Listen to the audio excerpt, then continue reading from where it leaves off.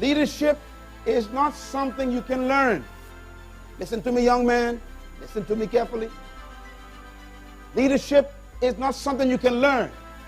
Leadership is something you discover. And the discovery happens to you.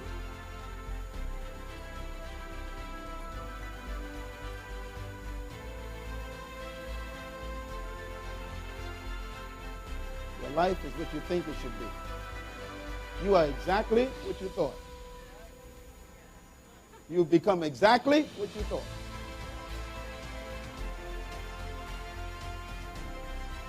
You can't go beyond that until you change your thoughts. Boy, what a seminar. I wish I was you.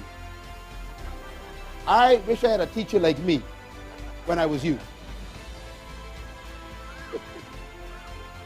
I am so proud of you young people. You don't understand how blessed you are to be in this seminar.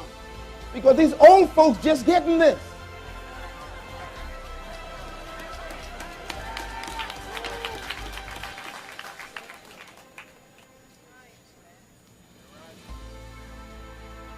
What is the heart of leadership? Let's talk about it for a minute. True leadership is not a method, a technique, or even a science. Because if it were, the world would be filled with leaders. Everybody learning techniques. The 7 habits of effective people. 10 ways to become a leader. 21 laws of leadership. People read them and still follow. Because you have to get below that stuff. Leadership is manifested in an attitude. The problem is, your attitude comes alive only when you become aware of your true nature. See, and you can't teach that in a class. That has to be discovered. What I'm trying to tell you is, when you connect with who you really are, you don't need no one to make you a leader.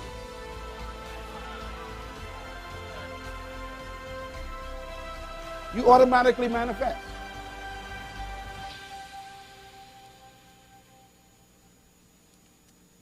Write this point down, please. Very important. The beliefs and convictions of a leader regulates the nature of their leadership. In other words, the way a person acts as a leader is a manifestation of their beliefs and their convictions. Now, the 2 words I'm using here, please write these 2 words down, please. Beliefs and convictions. See, your convictions and your belief system dictate your behavior.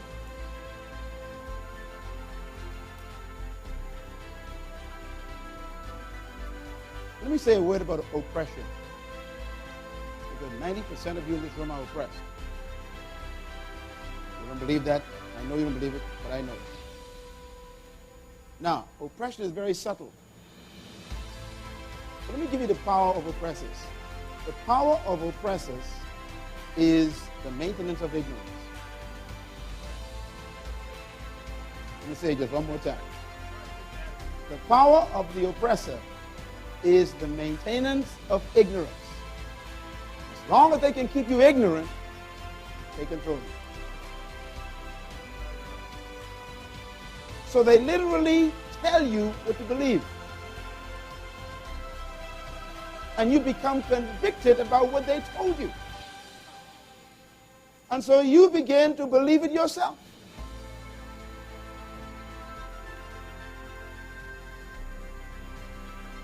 That's why oppressors always control education. Do you know the number one problem of humanity? I'll tell you what it is. And you think it's sin. And it's not.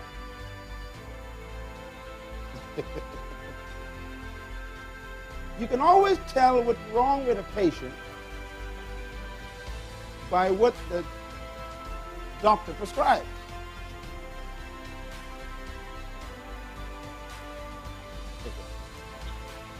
So I assume if someone is taking Tylenol, what's their problem?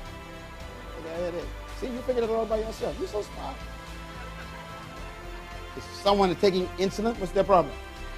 Diabetes. See, I told you can figure it out by the medication. In other words, whatever is prescribed reveals the condition.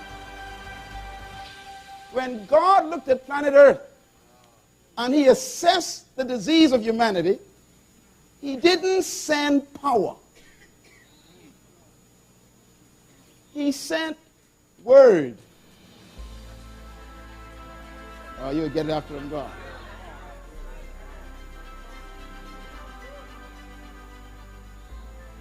He said they are lacking knowledge.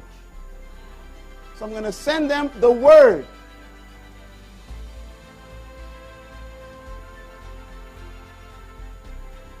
Information.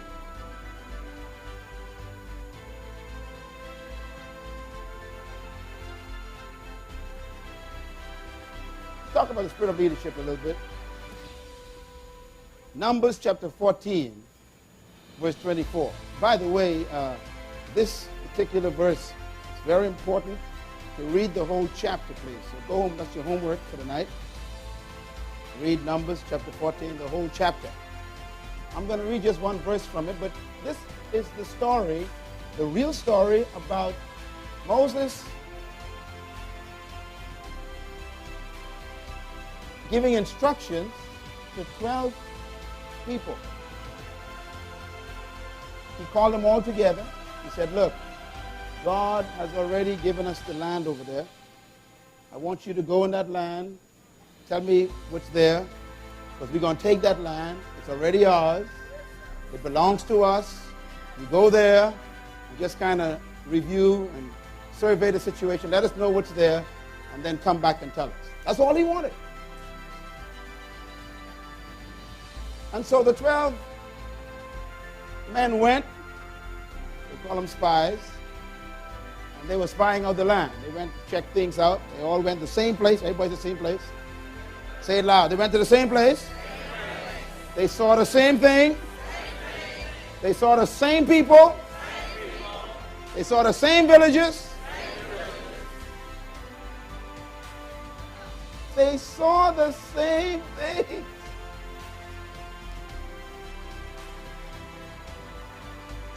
Then they came back to give their report.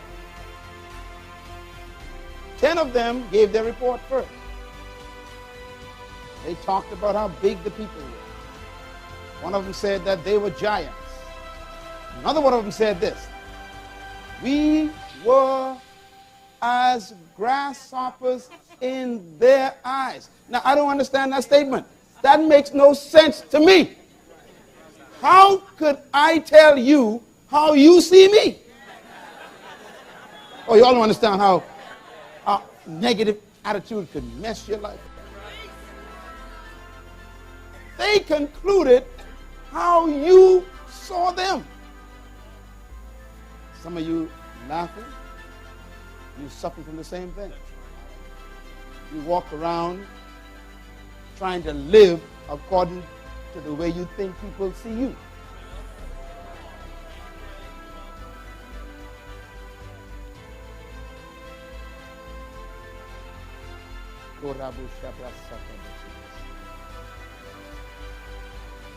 They came to conclusions. They said they were grasshoppers.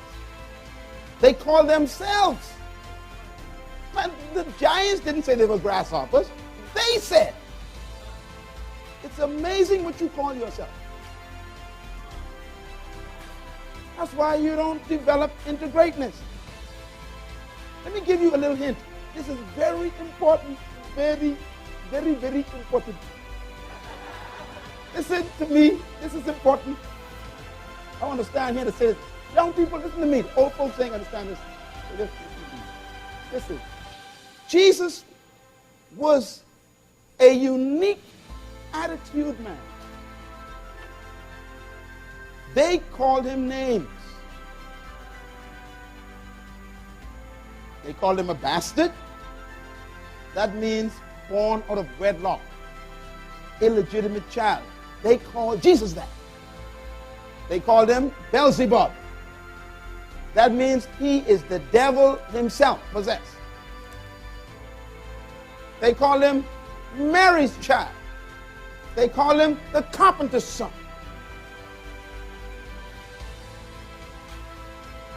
They said, can any good thing come out of that village?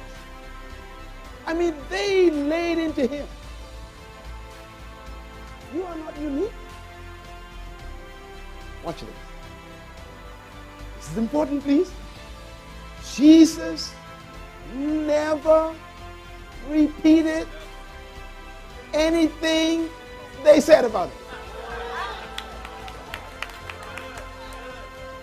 It's important. Why? Here's the key. He kept telling himself what he believed about himself. I am the resurrection. I am the bread of life. I am the water of life. I am the way. I am the truth. I am the door. I am the good shepherd. I am the water of life. I am them. I am. I am. Not what they say. I am. He didn't say, this is what they said. I am.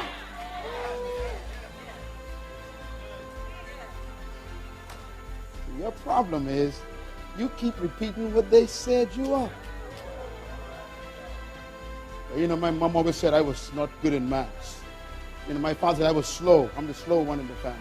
But you know, my auntie says, you know, that I am a little retarded. But teacher says I'm a C student. But the city, you know, the school council said, well, I should not even go into science. I should go into music because I don't have what it takes. What does your counselor know about you?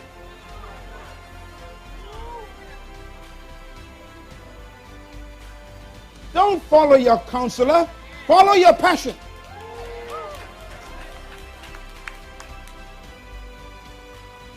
If your counselor was so smart, she wouldn't have been a counselor. Oh, Lord, I'm in trouble now. I went to the University of Tulsa for my master's degree, right down the street. Yeah, it's a good school. And I went to take a class. I did administration and business there. One of my classes was the economics class. I didn't know the guy. The professor walked in the first class. He had on a cut-off short pants, a T-shirt, kind of a shirt, kind of a T-shirt, holes in his pants. He pulled up in an old car. He was my professor. The first class, he said, in this class, we're going to have a good time. I'm excited. I'm saying, yes, economics.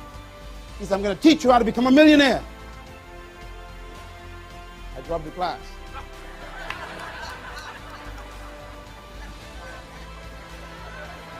Come on, use your brain.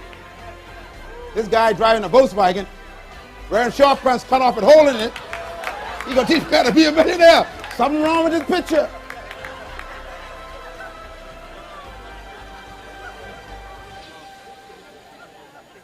Who are you learning from? People who are losers. If you want to be successful, keep company with successful people.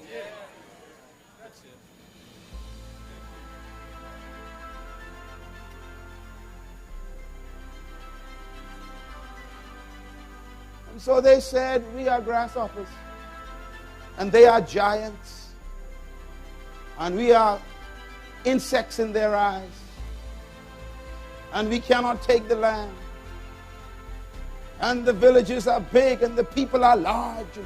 I mean, they just saw all this stuff. And then Caleb and Joshua gave their report, and Caleb said, we saw the same people, we could whoop them. We saw the same farms, we got some of the grapes. We saw the land, and we are well able, he said, to possess the land.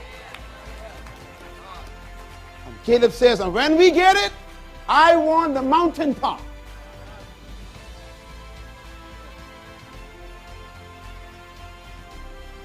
And the Lord said this. I want to read it to you. Numbers 14. The Lord said this about Caleb and Joshua. Specifically Caleb here. He says, because my servant Caleb has what? a different spirit and follows me wholeheartedly, I will bring him into the land he went to, and his descendants will inherit. And notice the term spirit. It's a small s. You see that there? Whenever the Bible has a large s, it's referring to the Holy Spirit.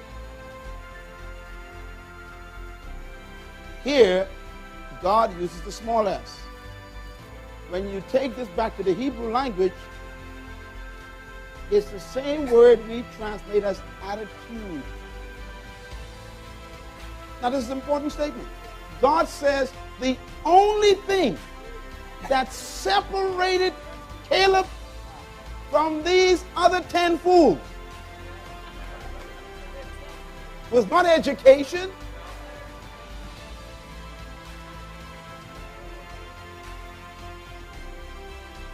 Joshua and Caleb has, God says, a different attitude.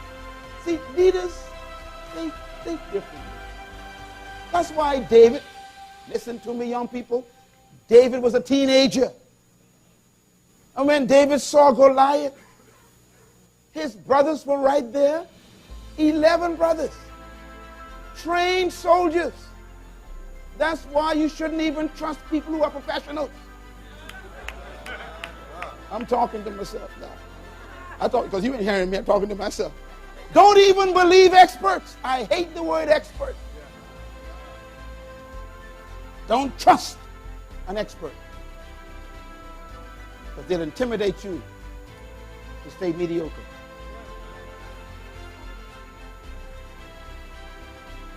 His brothers were expert soldiers.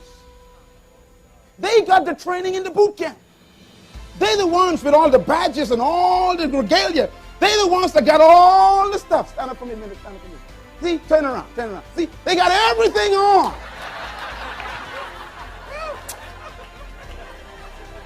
That's how David's brothers were. But they looked at Goliath and they saw an impossibility.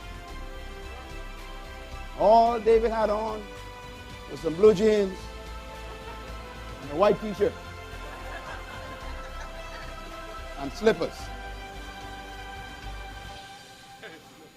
They looked at Goliath and they said, he's too big to fight. David looked at him and said, he's too big to miss.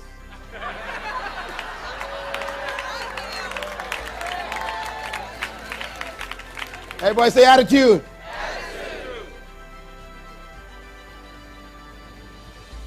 What made David so confident as a teenage leader? Here's what made him confident. They said, how dare you believe that you can face him?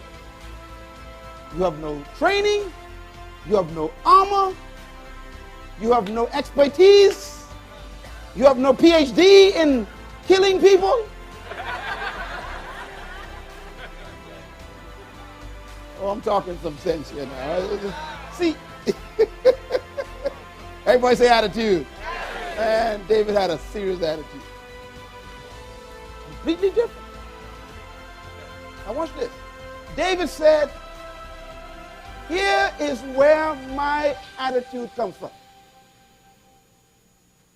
Behind the mountain, when a bear came to eat my sheep, I killed it. When a wolf came to eat my sheep, I tore it apart. When a lion came to eat my sheep, I killed it with my bare hands. He's a teenager, man. He said, and if God did that through me in the back of the mountain, I'm going to have the head of this guy. My point is this. His attitude was a product of his convictions. Behind the mountain. He believed in something the brothers never experienced.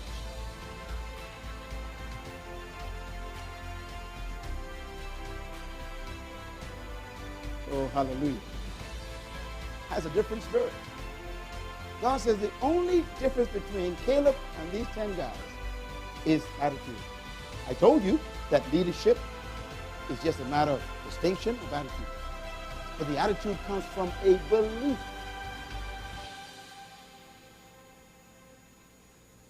The spirit of leadership is the mindset or the attitude that makes the leaders different from the followers. Mindset. Mindset.